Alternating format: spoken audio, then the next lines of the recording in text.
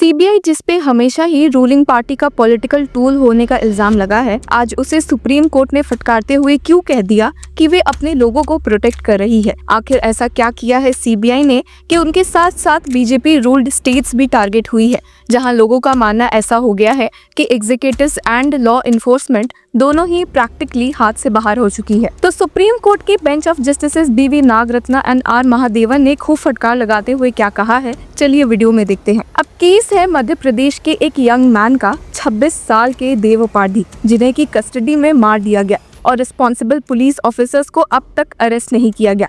और इन्हीं सब के बीच में ये भी पाया गया कि सुप्रीम कोर्ट का एक पुराना ऑर्डर तक वायलेट हो चुका है। ऐसे में लाजमी था कि सुप्रीम कोर्ट ने सेंट्रल ब्यूरो ऑफ इन्वेस्टिगेशन को साफ डांटा for failing to arrest 2 police officers allegedly responsible for the custodial death of Dev Pardhi. ये कंटेम्प्ट पिटिशन हियरिंग थी जो पारधी की मां ने फाइल की थी, alleging breach of supreme courts May 15, 2025 order. ये सब देखकर सुप्रीम कोर्ट ने सीबीआई को फटकारते हुए कहा, this can't go on like this. Despite Supreme Court order, you are unable to act. Then what is the use? You are pleading helplessness. असल में CBI ने कोर्ट में कहा कि अक्यूज्ड ऑफिसर्स भाग गए हैं, उनके खिलाफ नोटिस इशू हो गया है, लेकिन उनका पता नहीं लग रहा। इस पर जस्टिस नागरत्ना ने सीबीआई को शार्पली जवाब दिया कि please don't plead helplessness, we will only say your helplessness feels in the garb of protection. यानी कोर्ट का कहना था कि आप जिस हेल्पलेसनेस का एक्सक्यूज बना रहे हो वो एक्चुअली लगता है कि आप अक्यूज्ड ऑफिसर्स को प्रोटेक्ट कर रहे हो,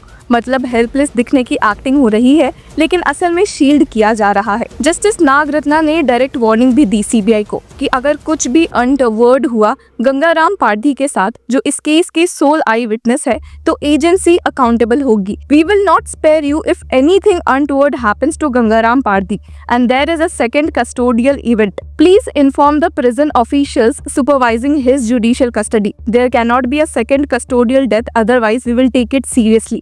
प्लीज कन्वे इट। यानी कि कोर्ट का पॉइंट सिंपल था, आई विटनेस के साथ कुछ भी होने की प्रोबेबिलिटी सीबीआई की फेलियर से डायरेक्टली लिंक्ड है और अब टॉलरेंस बिल्कुल भी नहीं होगा। हियरिंग के दौरान बेंच ने रिपीटेडली पूछा कि 2 officers Sanjeev Singh Mawai and उत्तम सिंह कुशवाहा को अरेस्ट क्यों नहीं किया गया है। जस्टिस नागरत्ना ने रिमार्क किया कि absconding means protecting, that is the meaning you want to say, और स्पेशली पॉइंट आउट भी किया कि सीबीआई वो sweeps down and arrest with in seconds और मिनट्स इन अदर केसेस, लेकिन अपने ही ओन पीपल के केस में फेल हो रही है। ये क्लियरली एक सिस्टम लेवल बायस और सेलेक्टिव एक्शन को हाईलाइट करता है, स्पेशली पॉलिटिकली सेंसिटिव या हाई प्रोफाइल केसेस के कंटेक्स्ट में। अब केस की बैकग्राउंड ये है कि देव पारधी और उसके अंकल गंगाराम पारधी को एक थेफ्ट केस में अरेस्ट किया गया था।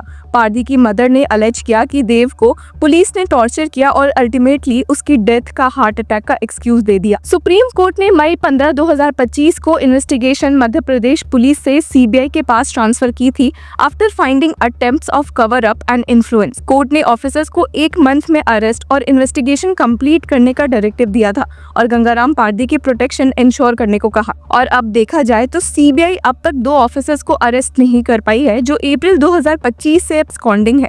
काउंसिल ने बताया कि चार्जशीट फाइल हो चुकी है। सितंबर 15 को 3 ऑफिसर्स अरेस्ट हो गए हैं, लेकिन 2 ऑफिसर्स अब भी एट लार्ज है। नॉन बेलेबल वारंट्स भी इशू हो चुके हैं। प्रॉपर्टी अटैचमेंट के एप्लीकेशंस फाइल्ड है। रेड्स और डिजिटल सर्वेलेंस भी हुई, फिर भी ऑफिसर्स नहीं मिले। पर सुप्रीम कोर्ट को ये एक्सप्लेनेशन बिल्कुल भी कन्विंसिंग नहीं लगा। जस्टिस नागरत्ना ने ब्लंटली बोल दिया, you know where they are, you are protecting. Justice Mahadevan ने डिस्क्राइब किया इस सिचुएशन को एज वेरी अनफॉर्चुनेट। सीबीआई ने आर्ग्यू किया कि ऑफिसर्स सीबीआई के केस टेक ओवर से पहले से ही भागे हुए हैं, लेकिन बेंच क्लियरली इंप्लाई कर रही थी कि हेल्पलेसनेस सिर्फ एक बहाना लग रहा है। और बात सिर्फ अरेस्ट तक की नहीं है। Gangaram Pardhi sole eye witness को कस्टडी में हरासमेंट और असॉल्ट फेस करने पड़ रहे हैं। जैसे ही एफआईआर रजिस्टर हुई, पुलिस ने मल्टीपल केसेस फाइल किए ताकि आई विटनेस को इंटिमिडेट किया जा सके। एक अक्यूज्ड ऑफिसर ने एंटीसिपेटरी बेल के लिए एप्लीकेशन फाइल की और उसके बाद गंगाराम हॉस्पिटल एडमिट हुए आफ्टर बीइंग बीटेड। कोर्ट ने प्रिजन अथॉरिटीज को भी स्ट्रिक्ट ऑर्डर्स दिए कि कुछ भी ना हो आई विटनेस के साथ, not even a scar. Court ने सीबीआई को ऑर्डर किया कि एक स्टेटस रिपोर्ट फाइल करे डिटेलिंग स्टेप्स टेकन ऑफिसर्स को ट्रेस और अरेस्ट करने के लिए। ऑफिसर्स रिस्पॉन्सिबल फॉर इन्वेस्टिगेशन के एफिडेविट्स थर्सडे तक फाइल करने हैं और मैटर 25 सितंबर को सुनने के लिए लिस्ट किया गया है। जस्टिस नागरत्ना ने ऐड किया कि अगर 2 दिन के अंदर अरेस्ट हो जाए कंटेम्प्ट प्रोसीडिंग्स ड्रॉप की जा सकती है। अब ये इंसिडेंट एक नेशनल ट्रेंड का भी पार्ट है। NHRC के डेटा के हिसाब से 2021-22 में इंडिया में 2307 कस्टोडियल डेथ्स हुई, 2152 जुडिशियल कस्टडी में और 155 पुलिस कस्टडी में। Uttar Pradesh alone last 6 years में 2630 डेथ्स रिपोर्ट हुआ है सबसे ज्यादा। तमिलनाडु सदर्न स्टेट्स में हाईएस्ट केसेस रिपोर्ट किए। ओवरऑल 2016-22 के बीच इंडिया में 11,656 डेथ्स इन कस्टडी। ये नंबर्स एक डेमोक्रेसी के लिए काफी शॉकिंग है और सबसे डिस्टर्बिंग चीज ये है कि जस्टिस प्रैक्टिकली एब्सेंट है। 2017 से 22 के बीच सिर्फ 345 मैजिस्ट्रियल इंक्वायरीज नेशन वाइड हुई, रिजल्टिंग इन 123 अरेस्ट और 79 केसेस में charges, convictions almost zero. Tamil Nadu में 39 इंक्वायरीज हुई, 0 कन्विक्शन। मतलब लीगल मशीनरी का पैटर्न लगता है कि परपिट्रेटर्स को शील्ड किया जा रहा है, जस्टिस डिलीवर नहीं हो रहा। अब कस्टोडियल डेथ्स और पुलिस वायलेंस का पॉलिटिकल एंगल भी है, स्पेशली बीजेपी रूल्ड स्टेट्स में, जैसा कि लोगों का मानना है। कंसिडरिंग कि उत्तर प्रदेश, मध्य प्रदेश और छत्तीसगढ़ में इंसिडेंट्स डिस्प्रोपोर्शनेटली हाई है। ये सिर्फ कोइंसिडेंस नहीं लगता। हाई प्रोफाइल अरेस्ट और पॉलिटिकली इन्फ्लुएंस्ड लॉ इन्फोर्समेंट का अलग ट्रीटमेंट एक सिस्टमिक बायस को हाईलाइट करता है। NHRC और स्टडीज रिवील करते हैं कि कस्टोडियल वायलेंस कास्ट, क्लास और कम्युनिटी से भी लिंक्ड है। 1996 से 2018 के बीच 71% डेथ्स पुअर या वल्नरेबल बैकग्राउंड्स के डिटेनीज में हुई। दलित और आदिवासी कम्युनिटीज का ओवर पुलिसिंग कोई एक्सीडेंट नहीं है, ये डीपली हायरार्कियल है और डिस्क्रिमिनेटरी लॉ इन्फोर्समेंट का रिफ्लेक्शन है।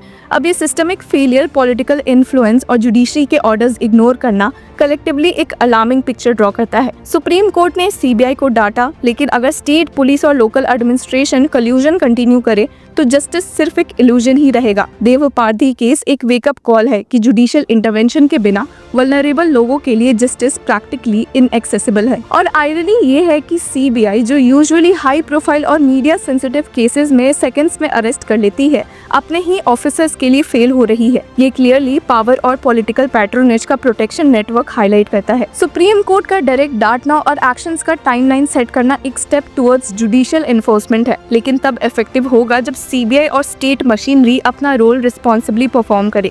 अगर ऑफिसर्स अरेस्ट नहीं होते और आई विटनेस हार्म होता है तो कंटेम्प्ट चार्ज के साथ अकाउंटेबिलिटी इन्फोर्स होगी। अभी के लिए सुप्रीम कोर्ट ने क्लियर मैसेज दिया है, हेल्पलेसनेस का बहाना नहीं चलेगा। अगर कुछ भी होता है आई विटनेस के साथ, CBI और स्टेट ऑफिशियल्स अकाउंटेबल होंगे। ये एक स्टार्क रिमाइंडर है कि इंडिया का criminal justice system, specially custodial investigation and accountability, reform के लिए डेस्परेट नीड में है। तो व्यूअर्स, आपकी क्या राय है हमें कमेंट सेक्शन में जरूर बताएं और तब तक के लिए कीप फॉलोइंग लॉ चक्रा।